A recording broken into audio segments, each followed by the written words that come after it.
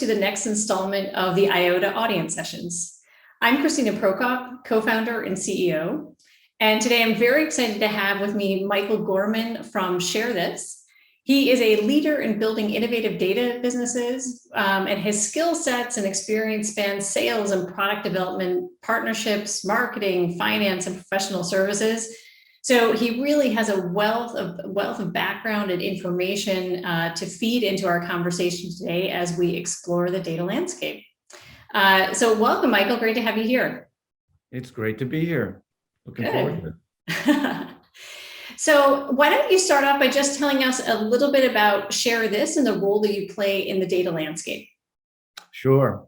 Well, ShareThis, we represent global consumer interest. We have tools that people use and that enable users to visit websites to share their content on social networks and elsewhere. And we leverage the data from those experiences to build audiences and to provide products for that support analytics. So that's sort of a bit about ShareThis. What was the second part of the second question? I want to make sure. Well, just and looking in, so we obviously work together closely in the programmatic ecosystem. Are there other areas that people are using your products today? Yeah, absolutely. One area that's really been, it's always been a factor, but it's gotten really important during this pandemic period, are consumer insights. We're increasingly providing those as a standard part of our business. It's been pretty fascinating to watch as the pandemic has unrolled. Yeah, and it is. I mean, obviously, it's been such it's been a time of such incredibly fast change and really massive shifts in the way that all of us consume and either what kind of media, what kind of information, what we're doing, what we're buying. Now you guys must sit on a lot of information that gives you insight to all this. What are some of the major changes that you've seen or insights that you guys have put together over the last 12 months or have a year and a half or so? Oh, absolutely. I know it's moving into year two. And I would say that, in the beginning, you could just see that there was this massive shift that took place over the first month from sort of late February into early April, where for interest in health went up 4 times globally, and travel turned off like a light switch. There was, and then as people began as we moved into the lockdown mode, you could see people initially going to the grocery store and the bulk buying, and then sort of as we move forward, interesting sort of sub trends came up. Even though travel as a whole was down, you started to see road trips and national parks and rental cars coming up, still in May, before before we sort of went through the summer, as people were realizing outdoor was the place to be. The backyard gardens were, home improvement was better generally, but backyard gardens were 2x. I'm a culprit. Oh, absolutely! I'm looking at mine right now. So and then I guess as you went, we could start to see the real estate move as people were resorting where they spent their time and the demand for suburban and rural real estate. And really real estate as that there were signals into the fall that was not going to stop. It was not just a sort of summertime phenomenon. So we're just watching those stuff as it goes along. I think sort of things that persist. Something we're seeing is things related to climate change and electric vehicles, for example, seem very strong, and just continuing online shopping. This is like the trend that doesn't stop. It grew. It popped quickly, and it just keeps on growing rapidly. I guess an interesting one is kind of delivery options. People more and more ways, instead of going into a store, the curbside pickup, the have it delivered to me. Go-tails is something we're calling, the cocktails to go. Yeah. New ways to sort of build mobility and convenience into the retail experience. Interesting. So, and I think what we're seeing right now, and probably you guys also as a global company, I would imagine also right now, the differences must be massive in between, depending on what region you're in, because I have to say I'm a little bit jealous looking at the States right now and our friends in Australia, I know. who are, really returning into some sort of normalcy. I think we're hopefully not too far behind, but I would imagine you're seeing, again, huge shifts just over the last month or so. Well, actually, I would say in the data, it's a little more gradual. You're seeing trends that are clearly, things are picking up. I was looking at beauty products, for example. It's showing us a steady positive trend. But it's not. People are getting ready to go out into the outside world again. Yeah, that's right. That's funny. That's right. Yeah. So when you, in looking at the products, because you mentioned you have clients that use this for, obviously we enable a lot of this data for audience targeting, and you mentioned there's ways that clients use this for insights. Can you just give us an example of clients that are using it for insight and how they apply that? Is it an overlay into the first party data? Is it looking for trends to kind of gauge decision making in their business? I think in the first, exactly. It's more the latter. In the first instance, the great thing, so many companies start, give me your first party data and then I'll tell you something interesting. The nice thing about our position in ShareThis is we have something interesting to tell. We can tell the client, hey, these are the people that we see who are interested in your brand, and here's what else they're doing. So we have something to offer from the beginning. If we then add the first party data in, I think we can get into more sophisticated analyses about helping to sort of deepen the understanding of the customer. But and I think in general, Kristina, we may be overweighting. First party data is great, but we may be overdoing it a little bit and how much emphasis is being placed on it. There's still the majority of interactions that marketers are going to have with people is people they're not sure. They may not know them at all. They may not be sure that they're customers or have any data that they've collected.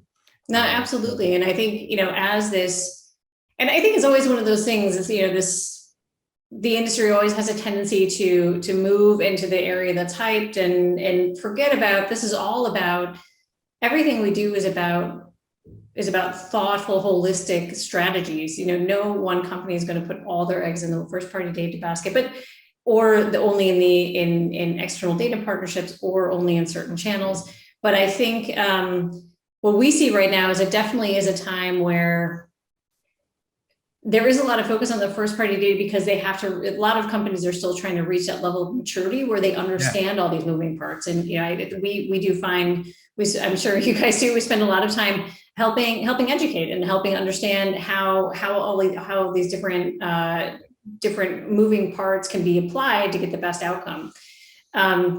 You mentioned around the first party data and some of the limitations, which I think it is, that really is a very real problem.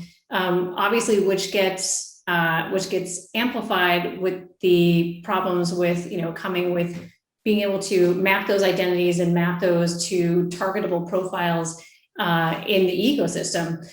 So could you tell us, is a perfect segue into everybody's one of everyone's favorite topics, which is identity and the cookieless landscape. Can you share a bit about how ShareThis is approaching? Yes, ShareThis.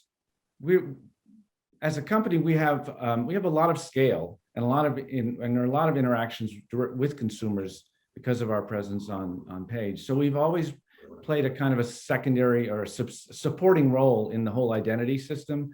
We work really closely, have worked closely with a lot of identity partners, either as partners or customers or suppliers.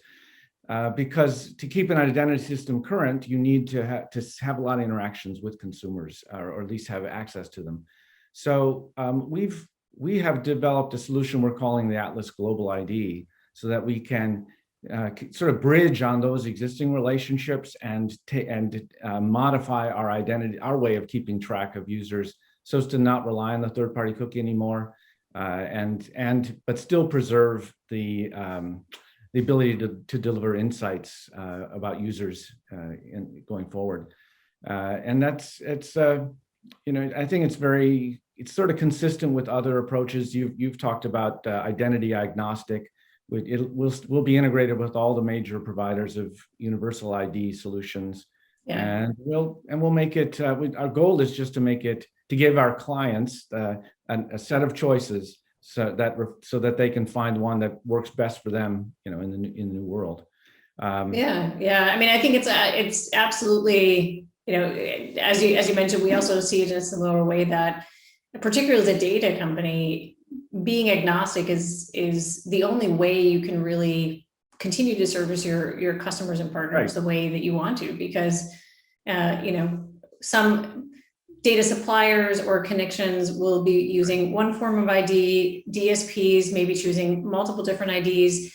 So, as data companies, our job is to make sure that data can scale and translate across all of those systems. So, it is. It's I think it'll be a very interesting 9 months or so as more live tests get going.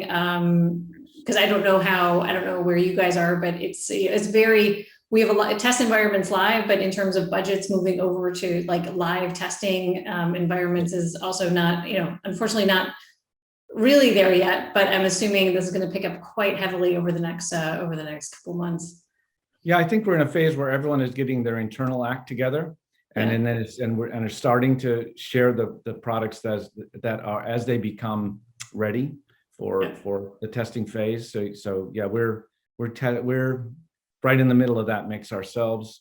I think one of the things that I looked forward to talking about was I think that there's a part of the industry that is trying hard to, or that trying is the wrong word, that is focusing on preserving the deterministic characteristics of the identity system we've used, and sort of porting those over to using new identifiers and new methods, and the extent that and that's going to be great in a way. I mean, I'm really, like you said, it's one of the IDs we want, or forms of IDs we want to support, but a number of them are also pioneering probabilistic methods, and we're really supportive of that, because I think that we've sort of overemphasized knowing exactly who someone is and the promise of quote unquote one-to-one.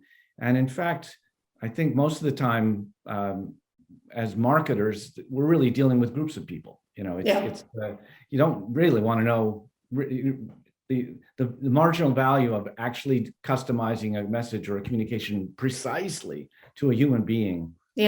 Is they're generally part of a group of 100,000 or 1 million or something of people who are sort of like this, and therefore, should move into this path in terms of the messages they receive. Probabilistic is good enough in fact, is great, is more suited in some ways for that kind of fuzzy categorization. That's really all that's required for what we're trying to do. Agreed. And I think particularly with the pushback from the privacy perspective, and the ability to get enough scale of a match point consented, particularly in Europe, to be able to facilitate that match. But I think just the reality again, it comes back to this. Yes, first party data and one-to-one is great as far as you can execute that.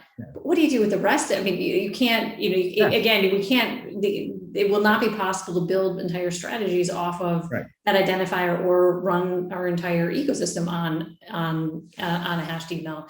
Particularly, I think it's just, that,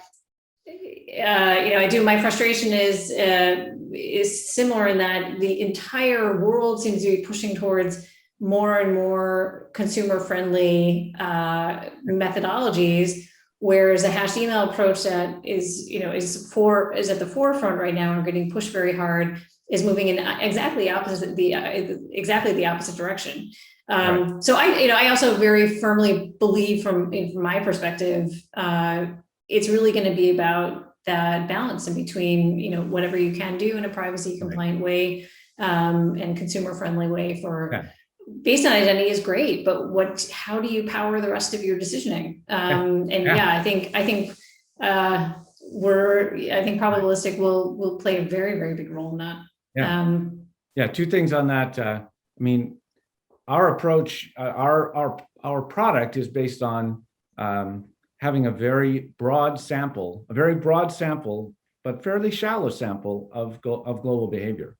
And so we find that if you see people 10 times a month, somewhat randomly, it's enough information to sort of reflect them into to correctly categorize them, because you're seeing 10 observations on 1 billion people is almost is in some ways better, than 1,000 observations on 1 million. It's even for the ones and so, because there's a lot of people take the other approach, which is to understand 1 million people really well and then use other data to extrapolate to the whole population, and that's certainly valid.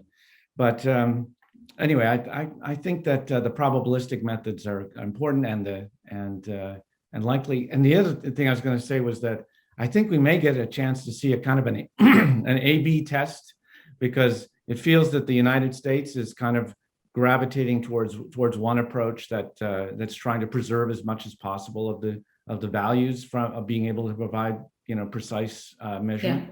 And then on the flip side, Europe basically the regulatory requirements are such that people are gravitating more towards these probabilistic and cohort-based solutions. And it's been very interesting lately.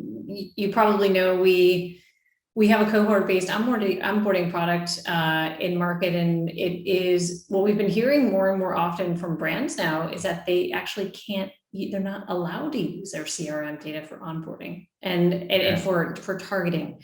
So I think it'll be, again, the thing I love about this industry, never a dull moment. I think we'll see a lot more developments. I worked when I was at Axiom, I worked on our the measurement products we had with Facebook and Yahoo and others, where two parties who didn't want to share data, it's a Yahoo and a marketer would use Axiom as the place to put the two together to do what we sometimes call clean room and analytics. We called it the safe haven at the time, but it seems like that is a path that more and more sophisticated marketers are embracing, or at least considering, of setting up or retaining a company that can run a quote unquote clean room for them. We're seeing much of the same. So going a little bit into the work that we do together, we're also always looking at ways that we can expand our product portfolio together. So can you share a little bit about some of the some of the new updates that we've done to our partnership so far in 2021? I mean, I think that one thing that we are connected around the identity solution and making sure. Eyeota is one of the partners where we're making sure that the bridge continues to operate and we can provide data there. Another area that I'd highlight is data validation and being able to give marketers confidence that data, not just that the data is accurate, but that it's well made and appropriately made. So we were an early customer for Neutronian. And I believe Eyeota, and I know Eyeota also was. We've and have been really happy with that result. We're working with them on another sort of the next phase of validation with them, and look forward to having some things come out. It's something where we're partnering with Eyeota, but I'll wait till to let them announce the details of it. But watch this space for more from Neutronian and ShareThis. We've also we continue this validation. This role. I wanted to mention that we, if you look at ShareThis in Google search at the moment, we're highlighting the fact that we worked with another partner, Polk, owned by IHS Markit, to have them test our data for the presence of auto buyers in our auto segments. So if we say this is an auto segment. For Audi, do people actually buy Audis with a higher propensity than the national average? And we were able to kind of validate that across 11 of our segments. And it's another step to try to give people confidence, and also for them to calibrate. What's in a share this interest segment? How much intent is there? As opposed to just pure interest. So to give that transparency and then I think back to your question about Eyeota, we see Eyeota, focusing more on supporting marketers with analytics and offering ways to do not just targeting, but to manage their prospecting programs, if you will. And we're looking to support that with products on our side. For your Enrich offering, for example, we're looking to provide segments that are tuned to support modeling as opposed to tuned to support just targeting. Yeah, very good. Very good. And, going back to that, the global aspect of the business and these, obviously, because you guys have a massive global, the reach is very globally spread, correct? Yes, that's correct. So, and when you look at these, when you look at these types of products that you roll out, is generally the global aspect something, are they generally available across all markets? I mean, obviously something like validation through Polk isn't, because it's, because it's very specific to the US market. But in general, are most of the products that you guys have in market, they're available equally across the globe? Our products are global, and a global version of our products is available across the board. And we can also tune it. We've made versions for Indonesia or Portugal or whatever. I mean, it can at the country level as well. In the US, we've got it, and more regionally as well. You could focus on individual regions, but I think we observe something like 250 different languages in the content, and we are doing data science on, I think it's now 19 languages that are being actively used as a source for the enrichment of our data assets. So it's a global, and that's not even, you don't just do Portuguese for Portugal. It's the languages and geographic boundaries are all mixed up. So we find that being multilingual is as important as being multinational. Yeah. I think also what I've always been very impressed in with the flexibility of the data that you have is you can also do a lot of custom work with this data, right? Because you have, I mean, obviously there's off-the-shelf segmentation that is, it could be interesting to many different types of buyers. That's always on the shelves in programmatic. But you guys you do have the capability to do some really interesting, based on, and it's primarily based on keywords, or how do you focus on when you're building up custom audiences for clients? Well, the unique thing about our data asset is we really preserve access to the most granular layer of data, the visit of a user to a page, and our key unit of analysis really is the page, what's on the page. And so we are using data science and some of the most current techniques to decode language and to characterize it mathematically, so that it's essentially infinitely configurable. So it's keywords, but it's also the concepts, the meaning. So when clients, one of our methods these days is to say, well, just give us 10 pages, web pages that reflect, you want to reach the sort of people who are engaging with this content, and then we'll rank all 600 million that we saw last month in terms of find the ones that are about that topic, and then build a cohort, if you will, of people interacting with content like that. Interesting. And I think it's powerful stuff and very flexible. So we love it when clients and agencies and others can give us the more specific they can be about what they are really trying to do or what they're really looking for. That allows us to excel. Great. So, if we were going to wrap up with looking at how brands and marketers, the challenges that they are going to be facing over the next, realistically for the next couple of years. Is there any specific advice that you would give or guidance to brands and marketers about using data in the future in this, either third-party cookieless or changing landscape that we will be living through? Yeah, I give them, I guess, a few things. One, my point of view advice, and then maybe a couple that's a little more centered around what I would be thinking about if I were a marketer. I would say on the first point. Actually, why don't I'll do the second point first, which is I think that the critical thing for a marketer to focus on in this time of change around, especially around the shifting to a new identity system, because I think that's kind of driving a lot of the anxiety and adjustments that are going on out there.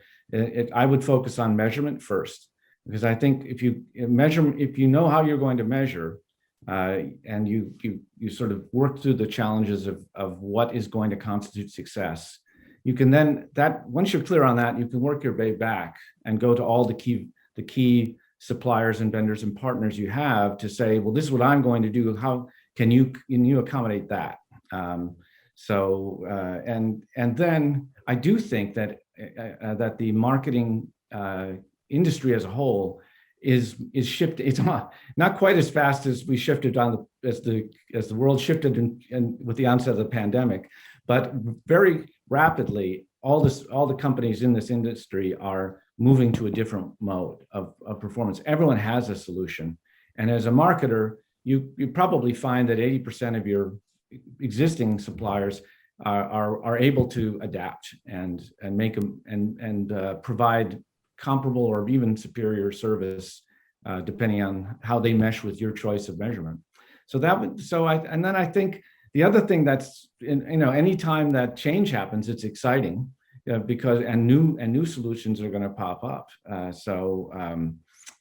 While I don't think anybody should fall in love, with you never want to fall in love with the latest thing. There's some like the stuff around clean room analytics that we talked about that might have seemed sort of what's the nice to have or kind of complicated, but maybe next year, well, maybe this is the year to focus in and say, maybe I can run everything on a de-identified basis when it comes to marketing. I don't even need identity or precise identity. So those are a few thoughts around the topic. Yeah. Fantastic.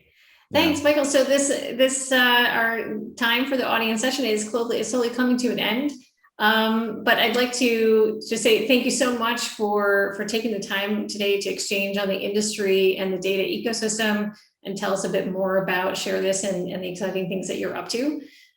So everyone, if you have any questions, please feel free either to reach out to either Michael or myself over LinkedIn, or you know where to grab us through social media.